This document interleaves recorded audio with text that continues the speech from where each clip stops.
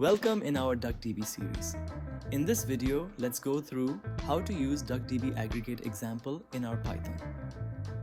Jupyter Notebook. We are taking as simple as, so we don't have any issue in understanding. Let's go in our first cell.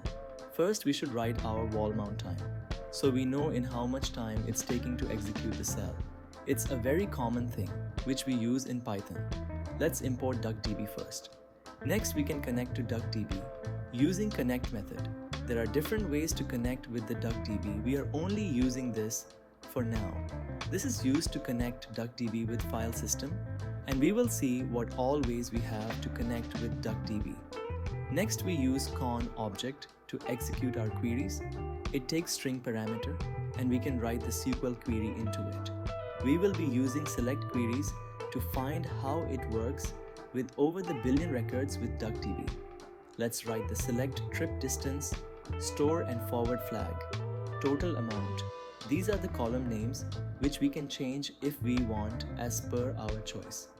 Now using read_parquet function EL, we are taking star into year folder and star again for months, means all years and all months of data as star.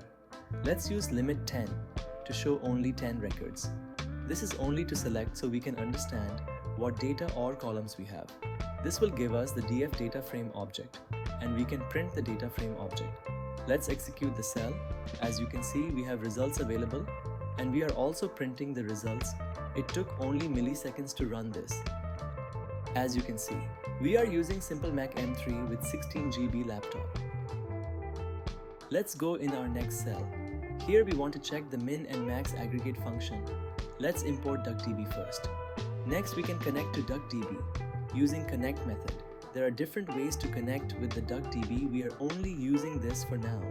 This is used to connect DuckDB with file system, and we will see what all ways we have to connect with DuckDB. Next, we use con object to execute our queries. It takes string parameter, select min function on trip distance and max function on trip distance. Now using read_parquet function, we are taking star into year folder and star again for months, means all years and all months of data. This will give us the df data frame object, and we can print the data frame object. Let's execute the cell. As you can see, we have results available, and we are also printing the results. It took 3 seconds to run this, and it's providing the min and max columns for trip distance column. Let's go in our next cell. We want to check the count aggregate function. Let's import DuckDB first. Next, we can connect to DuckDB using connect method. There are different ways to connect with the DuckDB. We are only using this for now. This is used to connect DuckDB with file system, and we will see what all ways we have to connect with DuckDB. Next, we use con object to execute our queries. It takes string parameter, select count on trip distance.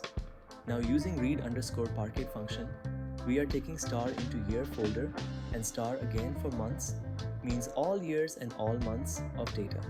This will give us the df data frame object, and we can print the data frame object. Let's execute the cell. As you can see, we have results available, and we are also printing the results. It took 2 seconds to run this. You can check we have over a billion records. Let's go in our next cell. We want to check the sum aggregate function. Let's import DuckDB first. Next, we can connect to DuckDB using connect method. There are different ways to connect with the DuckDB. We are only using this for now. This is used to connect DuckDB with file system, and we will see what all ways we have to connect with DuckDB. Next, we use con object to execute our queries. It takes string parameter, select sum on trip distance. Now using read_parquet function, we are taking star into year folder and star again for months, means all years and all months of data. This will give us the df data frame object, and we can print the data frame object. Let's execute the cell. As you can see, we have results available, and we are also printing the results. It took 2 seconds to run this. Let's go in our next cell. We want to check the average aggregate function. Let's import DuckDB first. Next, we can connect to DuckDB using connect method. There are different ways to connect with the DuckDB. We are only using this for now. This is used to connect DuckDB with file system, and we will see what all ways we have to connect with DuckDB. Next, we use conObject to execute our queries. It takes string parameter select average on trip distance. Now using read_parquet function, we are taking star into year folder and star again for months, means all years and all months of data. This will give us the df data frame object, and we can print the data frame object. Let's execute the cell. As you can see, we have results available, and we are also printing the results. It took 2 seconds to run this. That's all we have in this video. I hope you have learned something new today. Let's see you in the next video.